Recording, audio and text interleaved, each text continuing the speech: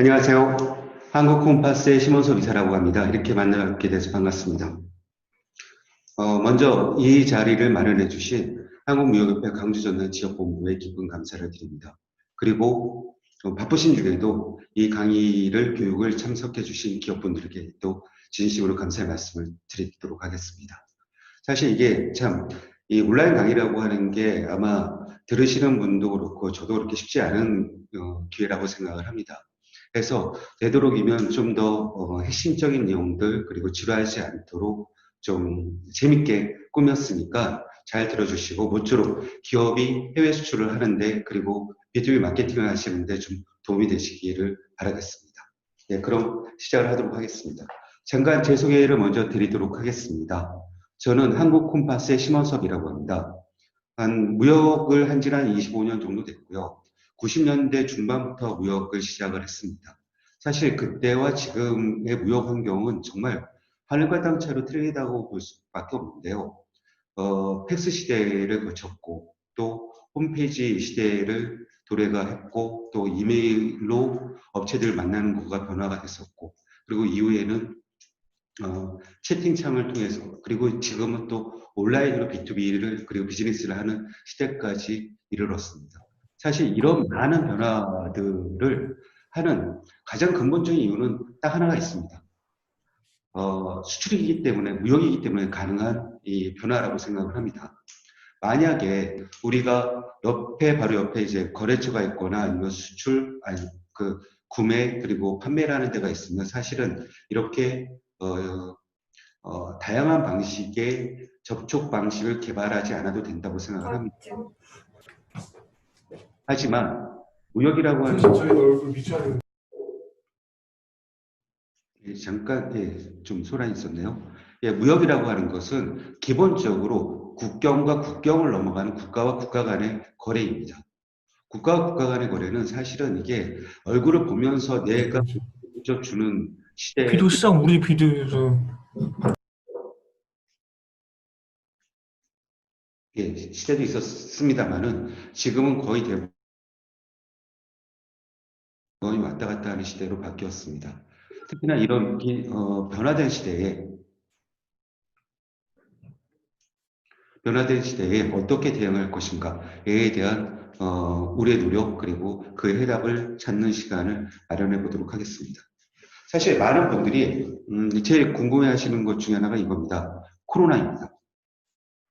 우리 삶에 이미 많은 부분에서 큰 변화를 불러오고 있습니다. 코로나 이전과 이후로 분명히 많은 부분에서 바뀔 거라고 생각하고 있고요. 그러면 우리 무역 쪽에서는 그리고 B2B 쪽에서는 과연 코로나 이후의 사태는 무엇이 바뀔 것인가에 대한 얘기부터 좀 풀어나가도록 하겠습니다. 저는 이제 비즈니스적으로 본다면은 코로나 이후에 어떤 분야가 제일 많이 바뀔까요? 저는 이렇게 생각합니다. 코로나 이후에 가장 많이 변화를 보이는 분야는 딱 두 가지라고 생각합니다. 첫 번째는 교육 분야일 겁니다. 우리 건데. 예. 감사합니다. 네. 제 목소리 들리십니까? 예, 알겠습니다. 계속 진행하도록 하겠습니다. 잠깐 좀 미스가 있었던 것 같습니다. 교육 분야라고 생각을 합니다. 지금도 이렇게 비접촉식으로 해서 화상을 보고서 교육을 한다는 건 저도 처음입니다. 실은 저도 이제 그간 무역협회에서도 강의를 해봤고요. 중진공, 중기청, 각 대학, 테크노파크 여러 군데에서 강의를 해봤습니다. 그때는 항상 듣는 분들이 있었고 바로 얼굴을 바라보면서 했고 또 무엇보다도 이 시선 아이 컨택을 제일 중요시했던 그리고 바로바로 피드백을 받고 했던 강의가 이겼던 게 저였습니다.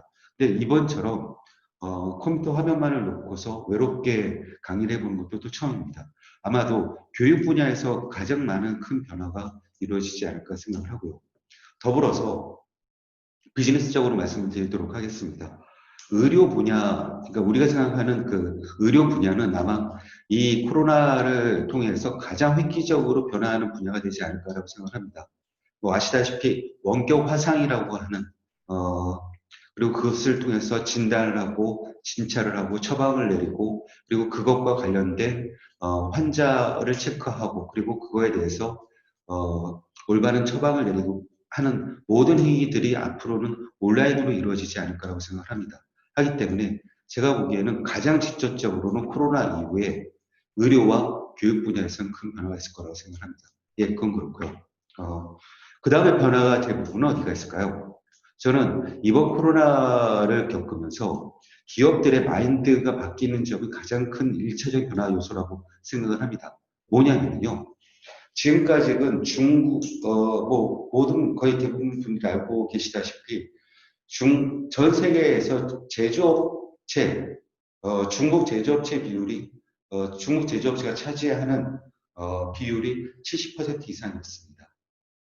그 얘기는 무엇이냐면 우리가 알고 있는 거의 모든 대부분의 공산품 중에 70%는 메이드 인 차이나였다라고 하는 것이었습니다. 그런데 이번 코로나 사태를 겪으면서 중국이 거의 2달에 걸쳐서 셧다운에 들어갔죠. 지금도 일부 지역에서 여전히 셧다운에 들어가 있고 지금도 수급이 원활치 않은 것으로 알고 있습니다. 기업들은 그때서야 깨달은 겁니다.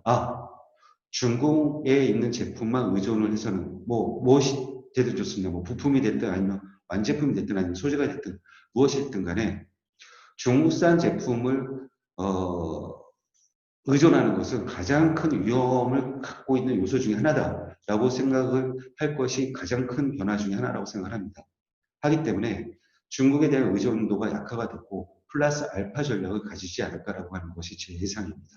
즉 중국만 제조업체, 그러니까 서플라이어를 가지는 것이 아니라 그 외에 다른 국가, 예를 들어서 한국이 됐든 아니면 인도가 됐든 아니면 일본이 됐든 아니면 다른 나라가 됐든 간에 한 국가만을 위하는 것이 아니라 여러 군데의 서플라이어를 가짐으로써 서로가 경쟁이 되고 또 대체 보완할 수 있는 그런 서플라이 체인을 가지게 되지 않을까라고 하는 것이 제 예상입니다. 그리고 세 번째는요. 결국 이것과 연관이 돼 있을 거라고 생각합니다. 결국에는 그것을 가능하게 하는 B2B 온라인 마케팅 그리고 B2B 시장이 어마어마하게 이제 커질 것이다라고 하는 것이 제 예상입니다. 그래서 코로나 이후 사태에 변화하는 비즈니스 세계는 크게 세 가지라고 봅니다. 첫 번째, 의료 분야의 화상회의를 통한 이제 변화. 두 번째, 중국 의존도 약화. 플러스 알파 전략, 플러스 또 다른 서플라이 체인을 가지는 전략. 그리고 세 번째, B2B 온라인 마케팅 시장의 부상이라기보다는 확대 아니면 정점 아니면 절대적인 위치를 점하게 되는 그런 식으로 좀 저는 예상을 하고 있습니다. 그래서 오늘 말씀드릴 것은 온라인 B2B 마케팅을 누구나 다 알고 있습니다. 모르는 사람 없습니다. 그런데 그것을 어떻게 하면 좀 더 잘할 수 있을 것인가, 그리고 그것을 좀 더 정확하게 이해를 하고 우리가 어떻게 대처를 할 것인가에 대해서 말씀드리도록 하겠습니다. 온라인에 대해서는 마케팅 전략, 바이어 발굴하는 방법, 그리고 사이트, 그리고 성공 사례의 순으로 말씀을 드리도록 하겠습니다. 예. 그러면 왜 온라인 B2B가? 라고 하는 건데요. 사실 이제 글로벌 시장은 계속적으로 변화하고 있습니다. 오늘도 변하고 있고 아마 내일도 변하고 있을 겁니다. 그 변하는 이 순간순간의 시기에 우리는 어떻게 대처를 할 것인가라고 하는 건데요. 사실 이 문제는 저희처럼 중소기업뿐만이 아니라 대기업들도 당면한 문제 중에 하나라고 생각합니다. 그래서 그 중에 가장 앞서 나가 있는 선도적으로 고민을 했던 국가가 바로 독일이었습니다. 4차 산업혁명이라고 하는 이 패러다임 자체를 만들어낸 것이 바로 독일이고요. 그 독일에 있는 많은 기업들이 4차 산업혁명을 통해서 많은 발전과 그리고 어떤 변화를 이끌어내게 됩니다. 그 중에 하나가 바로 아디다스가 되고요. 아디다스는 기존에 알고 있었던 저임을 쫓는 그 개도국에서의 저임 생산과 그리고 브랜드 관리와 R&D라고 본국에서의 R&D와 마케팅이라고 하는 그것을 뛰어넘어서 과감하게 본국에서 생산하는 체계를 갖추게 됩니다. 사실은 우리가 글로벌 소싱을 하는 가장 큰 이유 중에 하나가 바로 경쟁력을 갖추기 위해서입니다.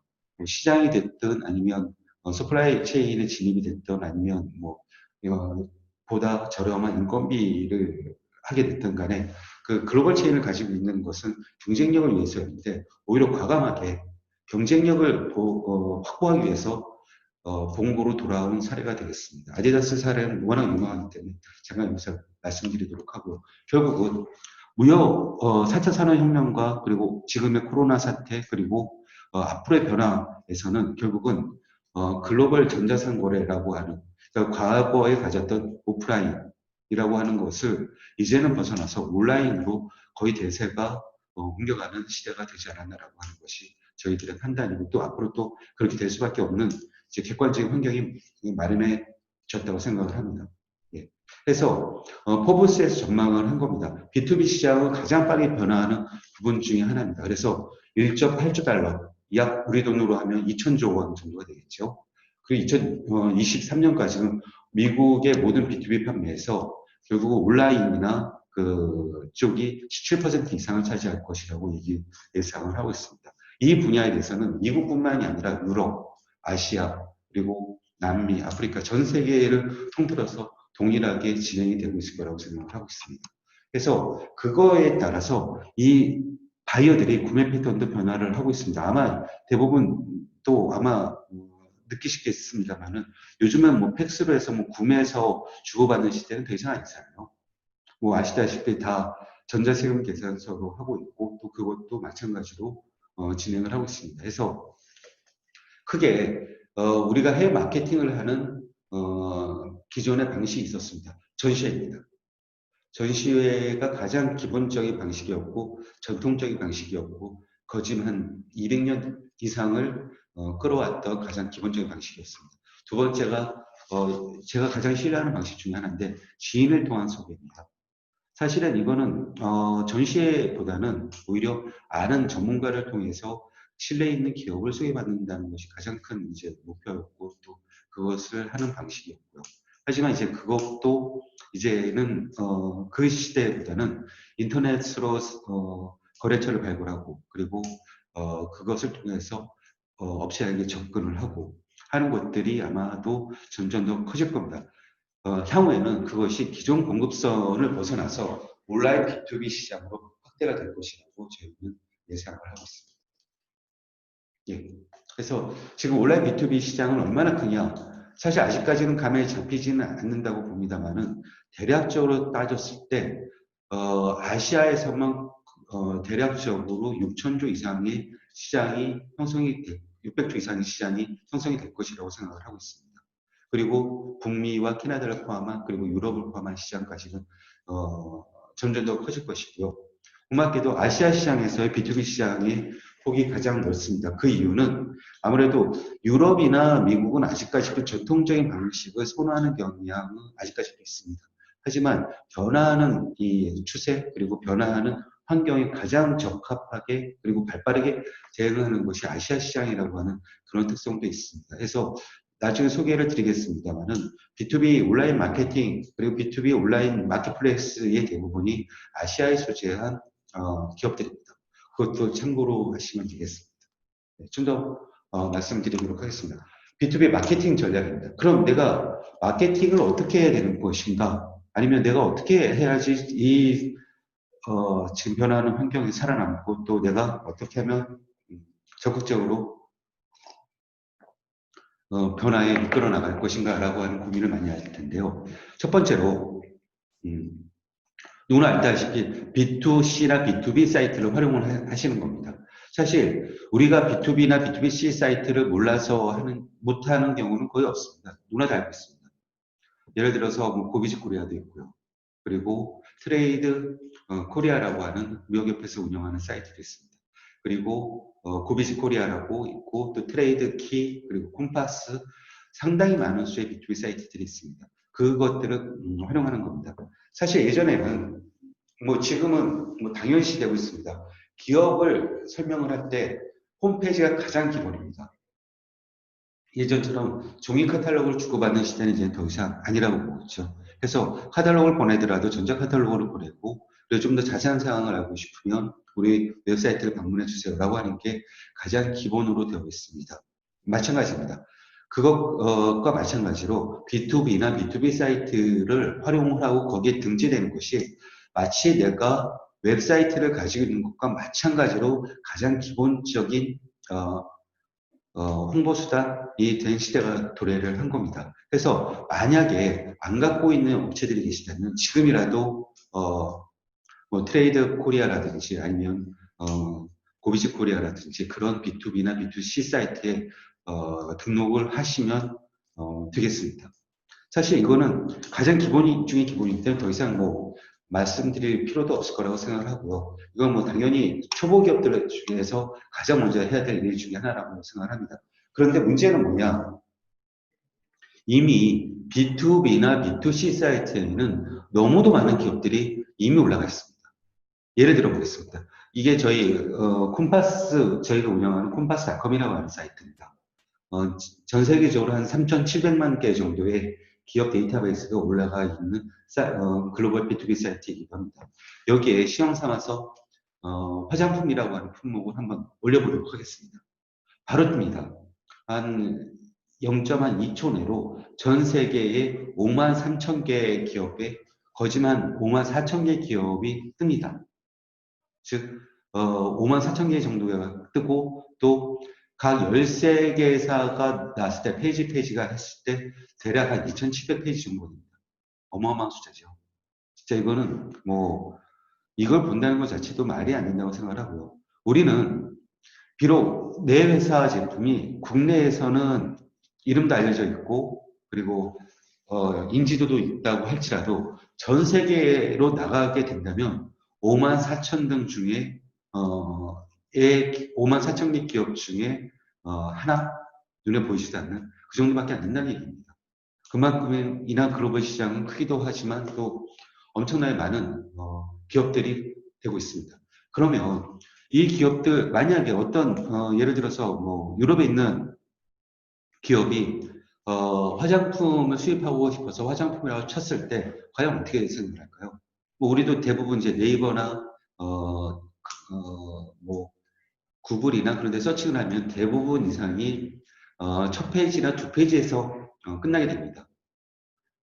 많아봤자 5페이지 이상 넘어가는 경우가 없죠. 근데 만약에 이거를 뭐 2,000페이지 이상을 갖고 있다? 말이 되지 않습니다. 그래서 대부분의 기업들은 고민합니다. 어떻게 하면 내가 상위에 노출이 될 것인가? 만약에 내가 화장품이라고 하는 품목을 쳤을 때 내 제품이 가장 맨 위에 올라가 있으면 그만큼 찾아올 확률이 높겠죠.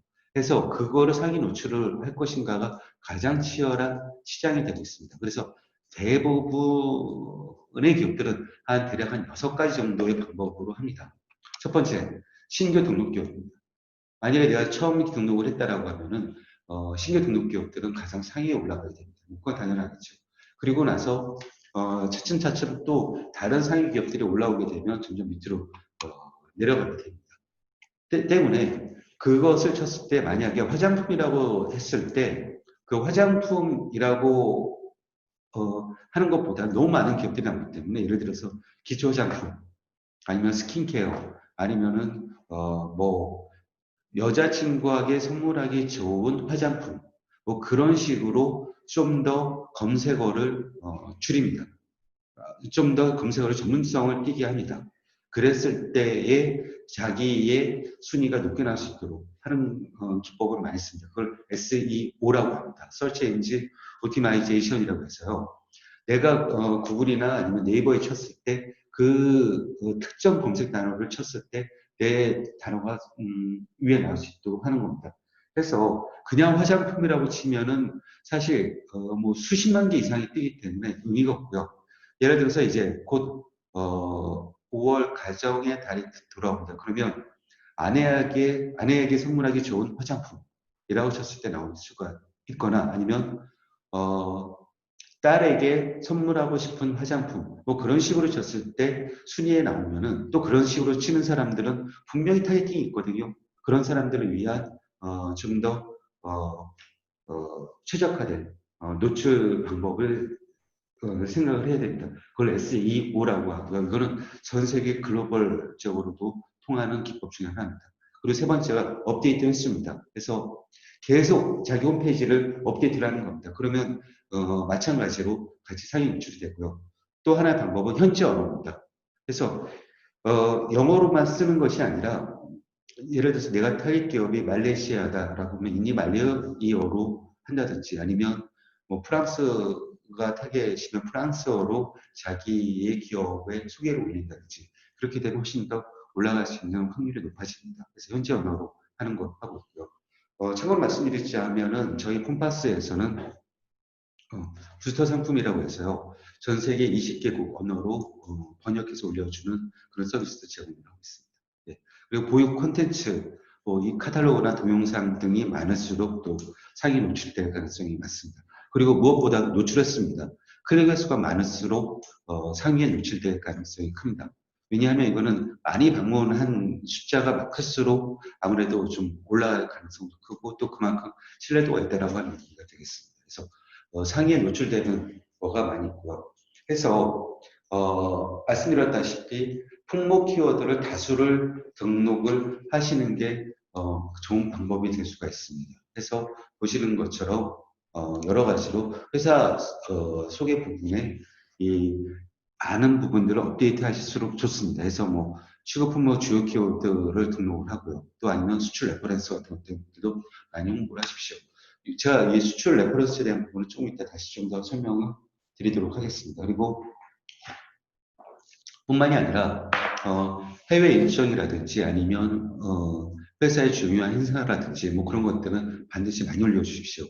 아마 우리 회사, 그러니까 한국 기업들의 웹페이지와 외국 기업들의 웹페이지의 가장 큰 차이점 중에 하나를 꼽으라고 한다면 이거라고 볼 수가 있습니다. 한국 기업들은 사실 업데이트가 상당히 느립니다. 그래서 뭐 CEO 인사한 말, 제품 소개, 그리고 인증, 뭐 주요 뭐 고객, 그 정도만 나왔고 맨 마지막에 끝에 나오는 게 컨택 그리고 뭐 게시판 그 정도가 나올 때 제일 안 보고 또 제일 안 들어가는 데가 바로 게시판입니다. 맞죠? 그런데 외국 기업들은 우리가 가지고 있는 그런 이제 카테고리 외에 하나를 더 가지고 있습니다. 컴퍼니 뉴스라고 하는 측면이죠. 회사의 일정이나 아니면 회사의 주요 행사는 반드시 올립니다. 뭐 잘하는 기업들은 거의 매일 올리기도 하고요. 그래서 뭐 자기가 어떤 행사가 있었다, 아니면 어떤 전시회를 참가를 했다, 아니면 무슨 큰 바이어가 왔다라고 하는 그 모든 이제 회사 일정들을 올립니다. 올린다는 얘기는 그만큼 나는 이렇게 활발하게 대외적으로 활동을 하고 있어 라는 얘기도 되고 또 이렇게 올리면은 구글이나 아니면 그런 웹사이트에 노출될 가능성도 크고 또 기업에 대한 홍보 수단이 되기 때문에 그런 것들 많이 쓰고 있습니다. 그리고 이 카탈로그도 많이 하고 있습니다. 그래서 보시면은 뭐 회사 기호, 나쁜 시점 이런 주요 시출 지역 이렇게 많이 올리고 있습니다. 그래서 이런 것들을 하셔야 되고요. 가장 중요한 거는 납품 실적입니다. 내 제품이 좋다라는 얘기는 누구나 다 합니다. 내 제품이 어디에 좋고, 얼마나 하이테크를 쓰고, 또 내 제품이 얼마나 좋은 거야. 라고 얘기하는데, 그 100마디 말보다 내 제품은 어디에 납품을 하고 있어. 아니면 내 제품이 주로 들어가는 데는 어디야. 라고 하는 것처럼 바이어 신뢰를 주는 분야는 없습니다. 기업을 판단하는 가장 첫 번째 요소 중에 하나가 신뢰성입니다. 그런데 외국 기업들은 내가 아무리 좋다고 설명을 해도 사실은 모르는 경우가 대부분이죠. 그럴 때 가장 좋은 방법은 내가 어떠한 파트너들과 거래를 하고 있다라고 하는 것을 보여주는 게 가장 큰 방법입니다. 그래서 납품 실적, 수출 지역을 정확하게 그리고 상세하게 얘기해 주는 게 제일 중요한 정보 중 하나입니다. 하고 홈페이지는 1년 365일 일하는 영업사원입니다. 그래서 반드시 전사적인 관심을 갖고 챙기시고 또 보셔야지만 가능한 겁니다. 하나 말씀드리자면은 플래시 메모리 아니 플래시들은 요즘은 거의 이용을 하고 있지 않습니다. 그래서 만약에 하실 때는 이런 점들도 좀 고려를 해서 하시면 되겠습니다. 예. 그러면 이제는 알겠습니다. 온라인 B2B 마케팅이 얼마나 중요하고 또 이제 변화하는 시대에 맞춰서 온라인이 중요한 건 알겠는데 그러면 그거를 어떻게 바이어를 발굴할 것인가에 대한 부분을 말씀을 드리도록 하겠습니다. 일단은 그거부터 먼저 말씀을 드릴게요. 아마 온라인으로 이제 내가 뭐 아까 말씀드린 것처럼 트레이드 코리아나 아니면 고비지 코리아나 콤파스나 그런 이제 B2B 사이트나 B2C 사이트에 올리게 되면 정말 많은 인ኳ리를 받게 되실 겁니다. 깜짝 놀라실 정도로. 하지만 안타깝게도 제가 보기엔 그 99% 이상이 스팸입니다. 내지는 사기성 메일입니다. 그건 당연히 그럴 수밖에 없다고 생각을 합니다. 첫 번째는, 새로, 올렸다라고 하는 거는, 사기를 목적으로 하는, 기업들, 사기를 목적으로 하는, 그런 이제, 쓰레기 같은 기업들한테는 가장 좋은 이제, 첫 번째 먹잇감이 되겠죠. 그래서 많이 올 겁니다. 그래서 그런 것들은 당연히 걸러내셔야 된다고 생각을 하고요. 그 중에서도 가끔 가다가는, 그렇게 되면, 해외에서 진성 바이어가 진짜 제품에 대해서 관심이 있다고 올 때가 있습니다. 그러면은 그거에 대해서는 반드시 체크가 필요하고요. 스팸 메일로 분류가 되어 있을지라도 한 번씩은 꼭 영어로 된 이메일 주소, 이메일이 있으면 꼭 한번 체크는 부탁드리도록 하겠습니다. 단지 하실 때 주의하실 거는 만약에 처음에 오는 모르는 기업한테서 왔는데 첨부 파일이 있다. 절대로 열어보지 마십시오. 그 거의 100%입니다. 이거는 정말 위험한 바이러스가 들어있을 확률이 거의 100%입니다. 그래서 첨부 파일, 모르는 기업한테서 받는 첨부 파일은 절대 열어보지 마시고요. 그거는 우리가 외국 기업한테 보낼 때도 마찬가지입니다. 그래서 첨부 파일은 되도록이면 보내지 마십시오. 그거에 대한 얘기는 좀 더 말씀드리도록 하겠습니다. 그래서 문의는 24시간 내 신속한 답변을 드리는 게 가장 좋고요. 그리고 위챗이나 왓츠앱 같은 이제 메신저를 이용하는 하나의 방법이 되겠습니다. 그리고 오더가 없더라도 관심이 있었던 바이오 같은 경우는 반드시 한 2, 3개월 한 번씩은 잘 지냈는지 연락을 주는 게 좋습니다. 또한 두 번째 말씀드린 거는 제목은 간결하고 직접적인 제목을 줘야 됩니다. 하와이유 그런 식으로 했다가는 이건 거의 100% 스팸으로 처리가 되기 때문에 아마 100번, 200번 메일 보내봤자 의미가 없고 시간 낭비일 가능성이 큽니다. 하기 때문에 사실 그쪽에서 구매하고 있는 품목 아니면 그쪽에서 관심 있어 하는 품목에 대한 이름을 직접 적고 그거에 대해서 얘기를 하는 게 그거에 대해서 제목을 내는 게 가장 좋습니다. 그리고 전문적인 질문에 대한 전문적인 답변이 정말 필요합니다. 이거는 어느 누구나 마찬가지일 겁니다. 전문가, 이 글로벌 마케팅, 글로벌 이 비즈니스에서는요, 전문가가 아니면 살아남기 힘듭니다. 아마추어를 받아들일 수 있는 시장은 더 이상 아닙니다. 국내 시장은 아마추어 리그도 있습니다만은 프로리그만 살아남죠. 마찬가지입니다. 프로 중에 프로, 우리 K리그가 있습니다만은 미국의 메이저리그처럼 메이저리그가 되어야지만 살아남는 게 글로벌 마케팅 그리고 글로벌 비즈니스 시장입니다. 그래서 그런 거에 대한 좀 철저한 준비를 부탁을 드리도록 하겠습니다. 그리고 제가 가장 강조하는 내용 중에 하나입니다. 무역에서 금기시되는 단어가 있습니다. 무역에서 절대 쓰지 않아야 될 단어가 있습니다. 그 중에 하나가 디어서 디어 마담입니다. 사실 이거는 예전에 무역을 배웠던 사람들은 아마 해외 무역 레터 보내는 방법 해가지고 가장 많이 알고 계셨을 방법이었을 텐데요. 이거는 디어서 디어 마담이라고 하는 거는 아무도 보지 말라는 뜻입니다. 그냥 시장에 다니는 아무한테나 보내는 방법입니다. 그래서 두 가지 방법을 알려드리겠습니다. 첫 번째, 내가 타겟하는 회사가 있으면요. 그 타겟하는 회사의 대표 메일이 있습니다. 그거는 대표 이메일은 쓰레기입니다. 아무도 안 보는 메일입니다. 예를 들어서 info 골뱅이 회사.com 아니면 서비스 골뱅이 회사.com 그거는요 아무도 보지 않는 관리를 안 하는 사이트라고 생각하시면 됩니다. 즉 구매 담당 우리가 원하는 건 구매 담당이 됐든 아니면 제품 담당이 됐든 아니면 공장 관리자가 됐든 실제로 제품을 사용하거나 구매를 하고 있는 담당자와 컨택을 원하는 것이 그 회사의 불특정 다수를 타겟으로 하지 않는 것입니다. 하기 때문에 가장 중요한 것은 회사를 아는 것이 아니라 그 회사의 담당자가 누군지를 아는 게 제일 중요합니다. 하기 때문에 만약에 회사를 타겟으로 하는 회사가 생긴다 하시면요. 이 타겟하는 회사에 직접 전화를 해서 그 구매 담당자가 누군지 아니면 그 뭐 제품에 대해서 담당자가 누군지 아니면 뭐 생산 담당자가 누군지를 알아서 그 담당자하고 직접 통화를 하는 겁니다. 나는 한국에 이런 기업인데 우리 제품을 너희 회사한테 한번 판매를 하고 싶다. 좀 안내 소개 메일을 한번 보내드려도 되겠느냐? 거부하는 기업도 거의 없습니다. 그러면 그 담당자가 그래? 그럼 내 이메일 주소는 이거야 라고 하면서 보낼 겁니다.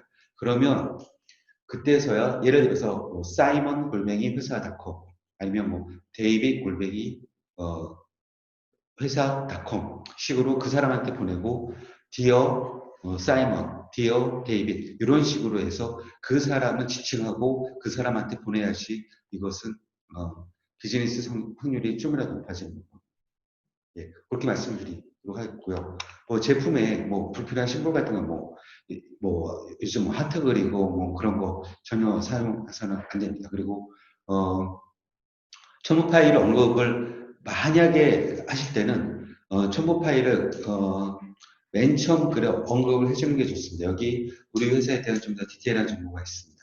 라든지 아니면 후속 이메일로 해서 우리 회사가 스팸을 날리는 회사가 아니다라고 하는 것들을 먼저 안심을 시켜주고 진행을 하는 겁니다. 하시고요. 하시다 보면은 몇 가지 패턴이 있습니다. 너네 회사 아니면 너네 제품 그리고 너네에 대한 디테일한 정보를 알려줘 라고 합니다. 그러면 그런 것들은 미리 회사 양식을 만들어 가지고 바로바로 적극적으로 대응을 좀 하시면 좋겠고요. 그리고 가격 리스트 달라고 얘기를 하는 경우가 많이 있습니다. 그냥 무작정 가격 리스트 달라고 하면 바로 보지도 마시고 그냥 이거는 쓰레기통에 버리시면 되겠고요. 잠깐만요. 갑자기 예.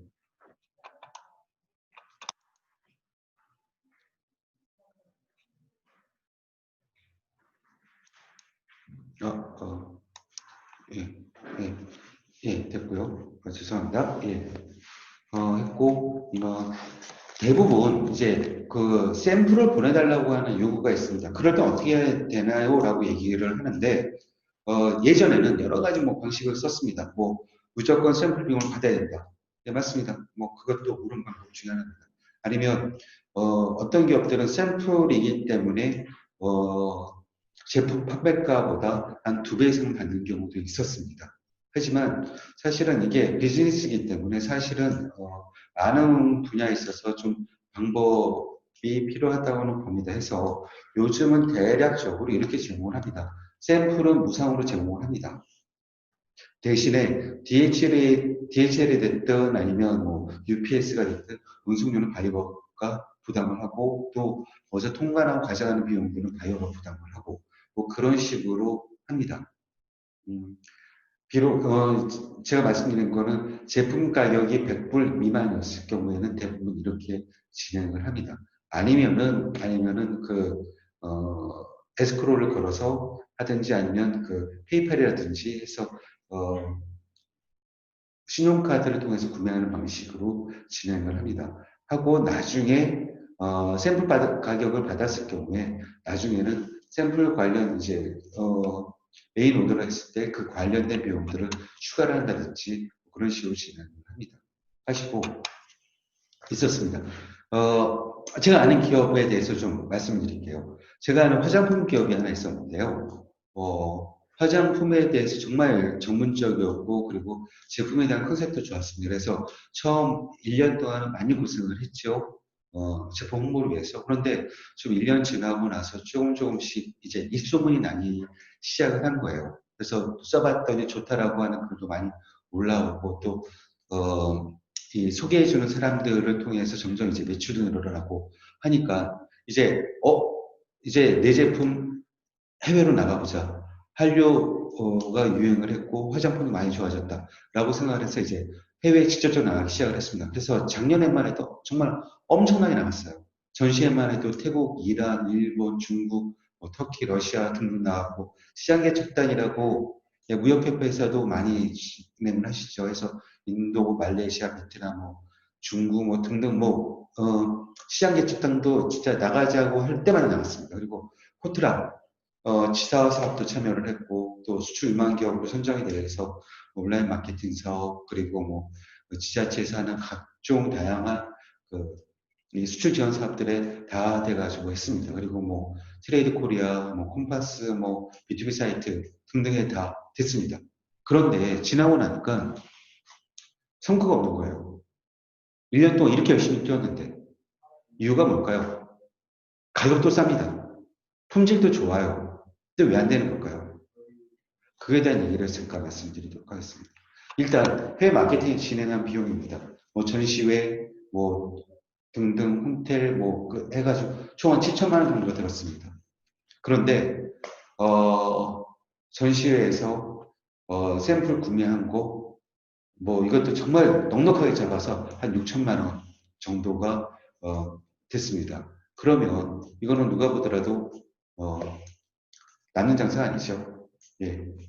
그러면 왜 이렇게 했던 문제가 있었을까요? 첫 번째는 사실은 이제 회사에 에서 가장 중요한 데는 이 해외 마케팅을 진행을 하고 갔지만 그 다음에 후속적으로 진행을 할 만한 그 내부 인력이 충분하지가 않았습니다.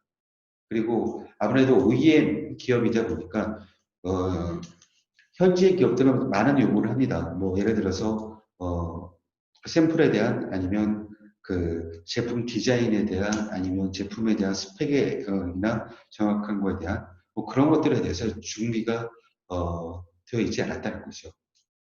그리고 일이 일을 만든다고요. 너무 많이 해외 진출하다 보니까 이게 뒷감당이 안 되는 겁니다. 가서 봤는데 정말 해외에서 받은 명함만 거의 한 1000장이 넘었습니다. 근데 그거를 갔다 오고 나서 관리가 전혀 안 되셨던 거예요. 예를 들어서 저희들은 대부분 해외에서 미팅을 하고 마치면은 그리고 아니면 그 바이오다라고 생각을 하면은 꼭 반드시 명함에다 메모를 합니다. 어떻더라고 간단하게라도 점수를 매긴다든지 아니면 별을 한다든지 그렇게 하고 그리고 반드시 사진을 찍어서 남깁니다. 왜냐하면 그래야지 나중에라도 이 친구가 누군지 기억이 되고 그 바이어조차도 워낙 전 시장에 많은 기업들을 돌아다니기 때문에 이 제품 내가 좋았어라고 하지만 돌아서서 또 다른 기업들 만나다 보면 또 까먹거든요. 그럴 때는 사진을 보내주고 같이 찍었던 사진을 함으로써 좀 도움이 되는 경우가 많이 있습니다. 그래서 그렇게 하고 있습니다. 그래서 사진을 해도 되는데 그런 것들도 있었고 또 이란이나 말레이시아나 인도네시아나 중동 쪽을 갔는데 사실은 이게 그쪽 시장에 가면 가장 기본적으로 해야 될 것이 그 나라의 인증입니다. 인증이 없으면 이건 들어오지도 말라는 얘기랑 똑같은 거죠. 그렇기 때문에 사실 가가지고 그 비싼 비용을 가지고 가서도 준비가 안 돼 있었기 때문에 사실은 쉽지 않았던 측면도 있었습니다.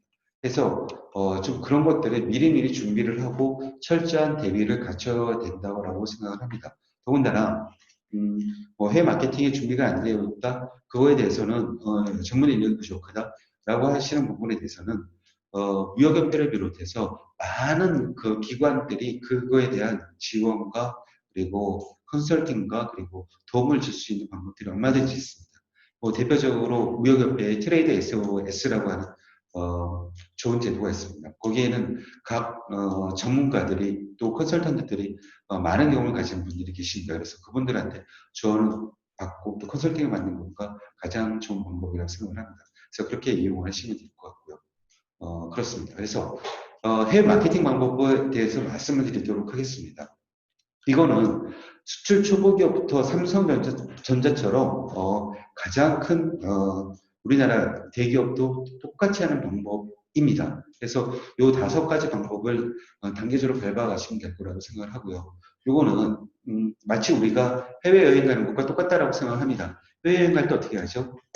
전혀 모르잖아요. 그러면 TV를 통해서 봅니다. 예를 들어서 터키, 그러면 터키에 대한 아니면 호주나 아니면 뭐라 그럴까요? 미국이나 그랜드 캐년이나 그런 데에 대한 이렇게 쭉 담은 다큐멘터리나 홍보 동영상 같은 거 먼저 보잖아요. 그러면 여기가 좋아, 가고 싶어.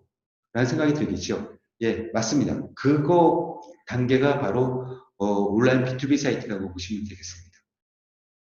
그래서 그런 홍보를 보는 수 있는 단계가 B2B 사이트라고 생각을 하고요.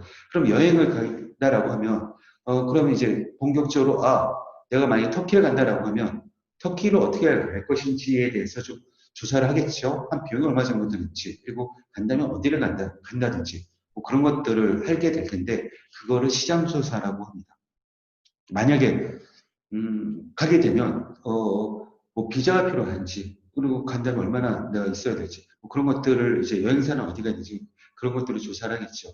그거를 우리 무역에서는 해외 시장 조사라고 합니다. 그래서 현지의 경쟁사, 그리고 진입장벽은 무엇이 있는지, 그리고 현지의 가격, 그리고 현지의 주요 고객 등등에 대한 현지에 대한 정보를 미리 알고 그거에 대해서 진출 전략을 수립을 하는 것이 해외 시장 조사입니다. 그래서 해외 시장 조사는 뭐 코트라도에서도 하고 무역협회에서도 일부 하고 있고 또 저희 홈파스에서도 하고 있고 또 많은 기업들 그리고 이 바우처에 소속돼 있는 기업들이 많은 부분들이 하고 있습니다. 그래서 만약에 시장을 새로 들어간다고 하시면 반드시 해외 시장 조사는 필수입니다. 하시게 되고요. 만약에 해서 괜찮다라고 할 때 그러면 어떻게 하는 게 좋을까요? 만약에 초보라고 하면 누구나 그렇죠. 단체 관광이죠. 여행에서는 마찬가지로 그렇습니다. 단체 관광을 하는 겁니다. 그래서 이 단체 관광을 무역 쪽에서는 해외시장 개척단이라고 표현을 하고 있습니다. 그래서 해외시장 개척단이라서 무역협회나 중진국이나 자치단체에서 예를 들어서 동남아 시장 진출 시장 개척단 아니면 뭐 동유럽 시장 개척단 해가지고 정말 많은 프로그램들이 많이 나오고 있습니다. 아마 전시회 외에 가장 많은 해외 프로그램 중에 하나가 시장 개척단이라고 하는 생각이 드는데요. 그 시장 개척단을 통해서 나가게 됩니다. 대신에 이거는 장점이 있습니다. 뭐냐면 아무래도 이 뭐 단체 여행에 주는 편안함이 있고 또 모든 게 스케줄이 되어 있기 때문에 사실 그거가 주는 어떤 짜여진 일정만 가기 때문에 그 나라를 처음 진출하는 가장 좋은 방법입니다. 대신에 단점은 만족도가 높지는 않다는 거죠. 아마 내 분야가 특수한 분야고 그리고 내 분야가 좀 더 이제 한정된 그리고 좀 B2B 쪽으로 집중되어 있는 것이라고 하면은 사실 바이어를 찾는 방법은 쉽지 않습니다. 그러면 그것을 시장의 적단에서 100% 충족시키 주기에는 쉽지는 않을 거라고 생각합니다. 어쨌든 간에 첫 시작을 시장의 척단으로 하는 거는 가장 좋은 방법 중에 하나입니다. 특히나 뭐라고 할까요? 수출 초보 기업이다라고 하는 방법 중에 하나입니다. 그리고 그 다음 번째 방법이 해외 전시에 참가입니다. 그래서 공론관 뭐 예를 들어서 광주 특별관 아니면 광주 파빌리온 해가지고 많이 합니다. 해서 한국관을 통해서 전시회를 참가하는 방법입니다. 전시회는 뭐 여러 가지가 있습니다만 크게 따지면은 일반 전시회가 있고 전문 전시회가 있습니다. 상단점이 있어요. 예를 들어서 일반 전시회라고 하는 건 기계 전시회입니다. 예를 들어서. 그럼 모든 종류의 기계가 같이 모여 있습니다. 그러면 글로벌 전시회일 수도 있고 그리고 또 크기 때문에 많은 사람들이 왔다 갔다 하는데 내 기계가 특수한 분야 예를 들어서 뭐 금속 가공 기계라든지 아니면 뭐 밀링 머신이라든지 아니면 뭐 섬유 기계라든지 뭐 그런 쪽의 전문 분야였을 경우에는 아무래도 좀 전문성이 떨어진다라고 하는 이제 단점이 있습니다. 그래서 전문 전시회도 많이 참가를 하고요. 그래서 그것들은 좀 더 내공을 쌓이면 이제 하시게 될 겁니다. 그리고 마지막에는 전시회를 통해서 만났던 바이어들하고 개별 충장을 통한 현지 바이어가 하게 됩니다. 대략적으로 이렇게 5가지의 마케팅 웨이가 있습니다. 그건 순서에 따라서 진행하면 된다고 보시면 되고요. 그래서 사실 요즘에는 많이 변화가 됐습니다만은 우리 제품을 보는 우리가 보는 시각이 아니라 해외에서 우리 제품을 어떻게 보는지에 대한 정확한 평가도 필요하다고 생각합니다. 예를 들어서 좀 이렇게 설명을 드릴게요. 아마 여기 강의를 들으시는 분들 중에는 아마 결혼하신 분들도 있고 안 하신 분들도 있고 또 아이가 있으신 분들도 있을 텐데 제 경험을 두고서 말씀을 드리도록 하겠습니다. 저는 우리 애가 3살, 4살이었을 때 전 세계에서 제일 이쁜 줄 알았어요. 우리 애가 제일 예쁘고 제일 착하고 제일 천재인 줄 알았습니다. 점점 그 생각이 커지고 유치원 갔을 때에 뭐 학예회 했을 때 우리 애밖에 안 보이더라고요. 우리 애가 제일 예쁘고 제일 착하고 또 제일 천재 같고 했습니다. 나중에 애가 이제 초등학교 들어가고 하니까 뭐 그닥 그런 건 아니구나. 이제 중학교 들어가고 고등학교 들어가니까 우리 애가 그다지 천재는 아니었구나 생각이 들고 이제 대학교 들어가고 하고 이제 20살이 넘어가고 하니까 이제야 뭐 물론 이제 사춘기 때부터는 얘의 이쁜 면만이 아니라 이제 모자란 면도 보이고 또 마음에 안 드는 것도 이제 보이기 시작을 합니다. 마찬가지입니다. 여기 들으시는 강의 들으시는 아마 사장님도 계실 거고 직원분들도 있지만 특히나 사장님들 내 제품에 대한 애착, 자부심이 너무 강하세요. 너무 강하세요. 내 제품이 세계 최고야. 내 제품이 정말 제일 좋은 제품이야. 제일 좋은 원료를 썼고 왜 내 제품이 좋은데 왜 내 제품 좋은 걸 왜 세계에서 못 알아주는 거야? 라고 답답하게 말씀을 하시는 분들이 많습니다. 저는 그렇게 얘기합니다. 내 새끼 예쁜 건 내 눈에만 그런 겁니다. 솔직히 말씀드리자면 내 제품보다 더 좋은 제품들 전 세계에 얼마든지 있습니다. 오직 나만 모를 뿐입니다. 그래서 제가 드리는 말씀입니다. 해외 수출을 한다, 마케팅을 한다, 글로벌적으로 나간다. 내 제품에 대해서 제대로 보는 눈이 그리고 어떻게 하면 얘가 경쟁력을 갖출 것인가 라고 하는 것을 제대로 만들고 준비하는 과정이 정말 필수입니다. 그래서 드리는 말씀입니다. 세계가 바라보는 한국 제품에 대한 평가입니다. 예. 품질은 중국이랑 비슷한 것 같은데 가격만 터무니없이 비싸다는 얘기는 정말 많이 합니다. 진짜 10명 중에 9명만 합니다. 우리는 이런 얘기하죠. 쟤네들은 중국산만 사는 놈들인데 우리 제품을 사겠어? 아닙니다. 아닙니다. 거꾸로 얘기하자면요. 내 제품이 얼마나 어떠한 제품의 특수성을 갖고 있고 내 제품이 얼마나 우월한 제품인지 내가 제대로 설명을 못했기 때문에 이런 경우가 생기는 것 대부분입니다. 하기 때문에 제대로 정확하게 경쟁력을 가질 수 있는 뭐가 필요하고요. 두 번째는 이 견적만 주면 오더가 나온다고 생각합니다. 물론 이제 한국에서는 그렇습니다. 견적 보내주세요라고 하면 그건 거의 대부분 이제 오더로 진행될 가능성이 큰데 외국에서는요. 견적을 달라고 하는 얘기는 네 가격 수준이 얼마인지 한번 알아나 보자라고 하는 이니셜 단계라고 생각합니다. 그래서 그거를 좀 길게 안목으로 보면 필요합니다. 세 번째는 우리는 인간적으로 친해지면 그게 비즈니스잖아요. 외국은 아닙니다. 인간적으로 친해지는 것과 비즈니스는 전혀 별도의 것입니다. 우리만 그렇게 생각하고 있기 때문에 우리 한국 사람들은 외국에 나와서 판판이 깨지고 그리고 실패하는 이유 중에 하나입니다. 아니 친해졌으면 우리 제품 사야 되는 거 아니야? 아니면 그렇게 생각합니다. 외국에서 우리가 기껏 사줬더니 얻어먹기만 하고 신경 쓴 나쁜 놈들 아닙니다. 그거는 그렇게 생각하는 우리가 잘못된 겁니다. 그리고 마지막으로 결국은 이겁니다. 개별 국가에 대한 전략이 없는 겁니다. 그런데 우리는 이렇게 빗겨내고 말이죠. 얘네들은 생각도 없고 중국산 싸구려 중국산에 사는 비즈니스 마인드도 없는 것들이야 라고 생각을 합니다. 하지만 전 세계는 우리가 평가하는 이 중국산만 사고 무책임하고 그리고 느려 터지고 비즈니스 마인드도 없다고 생각하는 애들이 세계를 이끌어가고 구매를 하고 있습니다. 걔네들에 대한 철저한 준비와 대책이 필요한 준비를 하셔야지만 성공을 할 수가 있습니다. 그래서 수출 어느 지역부터 시작을 할까요? 저는 대략적으로 세 가지의 로 말씀을 드리고요. 그 세 가지가 일치하는 지역부터 시작을 하시라고 말씀드립니다. 첫 번째, 경쟁력입니다. 내가 경쟁에서 유리한 지역부터 시작을 하십시오. 뭐 가격도 좋고 품질도 좋고 뭐 AS도 좋고 디자인 뭐 어느 분야도 좋습니다. 뭐 인맥도 좋습니다.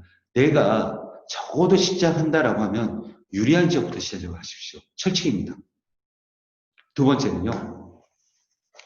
투자 대비 효과라고 했는데 사실 쉽게 얘기하자면 비용이 적게 되는 지역부터입니다. 해외는요, 출장 가는 게 필수입니다. 그리고 거기서 사람들 만나고 하는 게 필수입니다. 해외 쪽은 가장 많은 포션을 차지하는 게 출장비입니다. 그러면 되도록이면 비용이 적게 되는 지역부터 시작을 하십시오. 수출을 처음 한다 하면요. 그리고 세 번째는 내 제품의 수요가 큰 지역부터 시작을 하시는. 그 세 가지가 겹치는 지역부터 시작을 하는 게 가장 안전하고 성공을 할 수 있는 방법입니다. 예, 그러면 이걸 어떻게 봐야 되죠? 예, 해외 시장 조사를 통해서 알아봐야죠. 그래서 해외 시장 조사가 중요하다는 말씀을 다시 한번 드리도록 하겠습니다. 하고 전시회에는 여러 가지가 있는데 사실은 나 혼자 나가가지고 기본 부스 했을 때 한 뭐 1000개, 2000개 되는 부스 가지고 있는 큰 전시회에서는 내 제품 알릴 가능성 거의 제로입니다. 그래서 가장 좋은 전시회는 효과적인 거는 바이어하고 같이 공동으로 부스를 개최할 수 있다면 그게 최고의 전시회가 됩니다. 무슨 얘기냐면 현지에 있는 회사하고 나는 제품을 공급할 테니까 너는 이제 내 제품에 대해서 현지에 마케팅을 해줘 라고 하면 이것처럼 좋은 기회가 없거든요. 그래서 그거가 목표로 삼고서 전시회를 준비를 해야 되고요. 그거를 하기 위해서는 여러 가지 방식들을 이용을 하셔야 됩니다. 특히나 이제 뭐 이런 것들을 위해서 할 수가 있고 맨 마지막에 5번째 바이어하고 위인할 수 있는 제안을 항상 준비하십시오. 내가 제작 가격을 준다고 하는 거가 반드시 바이어한테 가장 매력적인 요소는 아닐 수 있습니다. 그것이 아니라 윈윈할 수 있는 내 제품을 샀을 때 너는 어떠한 장점이 있어 아니면 어떠한 강점이 있어 라고 할 수 있는 그러한 전략을 만들어 주십시오. 예를 들어서 얘는 저가만 팔고 있는 애야. 그러면 네 회사 이미지가 우리 제품을 판매함으로써 좀 더 고급적인 이미지로 올라갈 수도 있어. 아니면 내 제품을 취급함으로써 너네 회사의 그러니까 어떤 테크니컬적으로 마케팅을 좀 더 할 수 있는 기회가 될 수 있어요. 라고 하는 다양한 방식을 고민을 하고 그것을 제시를 해줘야 될 거라고 생각합니다. 또 말씀을 드리자면 6번째입니다. 해외는 우리랑 문화가 틀립니다. 그래서 반드시 그 나라의 문화와 상관습에 대해서는 반드시 이해를 하고 나가십시오. 그리고 8번째, 가격만이 최상의 정책은 아닙니다. 그래서 납기, ES 디자인 뭐 등등을 장점 극대화시키고요. 그럼에도 9번째입니다. 가격은 중요합니다. 내 제품을 사는 가장 기본적인 요소는 가격입니다. 그래서 그 가격을 체크를 하십시오. 여기까지 말씀드리고 대표적인 B2B 사이트를 말씀을 드리도록 하겠습니다. 뭐 트레이드키닷컴이라고 하는 것도 있고요. 여기는 주로 인도, 중동 쪽을 주력으로 하는 사이트입니다. 하고 두 번째 올프라덕츠닷컴이라고 하는 대만 지역 기반의 B2B 사이트도 있습니다. 그리고 트레이드버스라고 해서요. 여기는 전기전자 쪽을 주로 하는 사이트들이 있습니다. 그리고 파이버 투 패션이라고 해서 여기는 이제 원사부터 원단 제품 의료까지 하는 데가 있고요. 또 21푸드닷컴이라고 하는 사이트가 있습니다. 뭐 이런 다양한 전문적인 사이트들이 있고요. 또 인디아마트라고 아니면 뭐 메이드 인 차이나라고 하는 다양한 B2B 사이트들이 있습니다. 그런 사이트들을 조사해서 들어가시면 되겠고 질문이 알리바바닷컴이라고 아시죠? 가장 큰 사이트입니다. 전 세계적으로. 그 알리바바에 대한 소개는 안 드렸는데 사실 알리바바는 뭐 전 세계적으로 가장 큰 사이트고 거래액만 그쪽에서 밝힌 공식적으로만 7천억 불 정도가 된다고 합니다. 우리나라 전 수출액보다 더 많죠. 어마어마한 거고요. 알리바바에 올리고 등재를 하는 건 좋습니다. 근데 알리바바 사이트에 대한 얘기를 좀 더 드리도록 하겠습니다. 크게 3가지 특징이 있습니다. 알리바바는요. 뭐냐면은 첫 번째는 알리바바를 이용하는 고객층이 누구냐라고 하는 거를 먼저 눈여겨보셔야 됩니다. 뭐냐면 알리바바를 들어와서 내가 구매하겠다라고 하는 사람들의 거의 90% 이상은요. 저가의 중국산을 찾으려고 하는 사람들입니다. 저가의 중국산입니다. 거기에 한국산 올려봤자 사람들이 아무리 좋다고 해도 그 자체가 들어가는 목적이 틀리기 때문에 사실 알리바바 사이트에 대한 정확한 이해가 필요합니다. 예를 들어서 내가 옷을 사려고 하는데 예를 들어서 시장에서 사는 방법이 있고 뭐 현대나 롯데백화점 명품관 가서 옷을 사는 방법이 있습니다. 근데 내 제품은 명품관에 걸렸어야 되는데 죄송합니다. 그냥 일반 시장을 말하는 겁니다. 일반 시장에서 살 이유가 없는 거죠. 마찬가지로 저가의 중국산을 찾으려고 하는 바이어들이 대부분입니다. 두 번째는 특징은 그렇기 때문에 알리바바에서 거래되는 품목의 대부분은 자파입니다. 우리가 생각하는 뭐 기계라든지 아니면 뭐 화학이라든지 그런 이제 높은 수준의 제품 신뢰성을 요구하는 제품들을 찾는 건 아닙니다.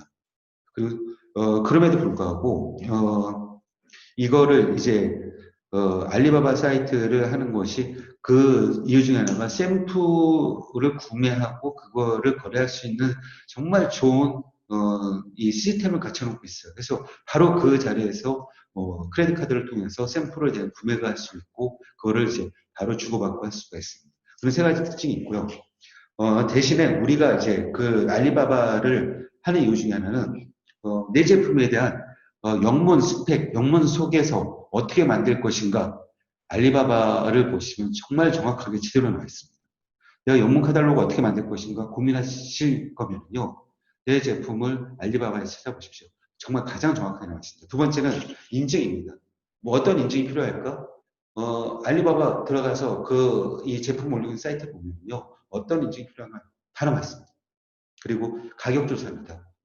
경쟁사들은 어떠한 가격을 갖고 있는지 조사할 때 마치 바이오 쪽 들어가서 이 제품 얼마니 바로 다음날 연락 옵니다. 가격까지. 그래서 그런 가격 조사를 할 때 장점이 있습니다. 그래서 알리바바를 활용하는 팁을 말씀을 잠깐 드렸습니다. 아직 우리가 갈 길은 멀고 험합니다. 그럼에도 불구하고 우리가 아는 많은 기업들이 B2B 온라인 마케팅을 통해서 성과를 이루어 왔습니다. 하고 또 지금도 그 성과를 이뤄내고 있습니다. 아직 갈 길은 먼다고 생각을 합니다. 하지만 내가 초보다라고 했을 때 가장 중요한 건 어떻게라도 시행착오를 줄일 것인가 그리고 어떻게 글로벌 시장에 안착할 것인가에 대한 고민이 가장 핵심적인 거라고 생각을 하고요. 그거에 대해서를 좀 더 깊이 연구를 하시고 이 시간이 그것을 이해하시는 데 조금이라도 도움이 되셨기를 바라겠습니다. 성공 사례를 간략하게 적어놨습니다만 시간상 보시고 하시면 되겠고요. 지금 우리 광주 전남 지역 기업들이 우리의 성공 사례에 동참을 하시고 또 우리 내 제품이 해외로 나가는데 큰 이제 날개가 되시기를 진심으로 바라마지 않겠습니다. 사실 해외 비즈니스는 생각보다는 쉽지 않습니다. 엄청 어렵습니다. 하지만 어떻게 첫 단추를 깨느냐에 따라서 성공할 수도 있고 또 엄청난 내 회사의 도약이 될 수도 있다고 생각을 합니다. 그래서 그것들을 좀 더 준비를 하시고 좋은 기회를 많으셨기를 바라겠습니다. 예, 긴 시간 같이 해주셔서 감사드리고요. 좋은 이 시간이 되시고 좀 도움이 되셨기를 바라겠습니다. 혹시라도 궁금하신 점 있으면 언제든지 저희 콤파스나 아니면 광주 전남무역협회 연락을 주시면 감사하겠습니다. 이상으로 마치도록 하겠습니다. 예, 감사합니다.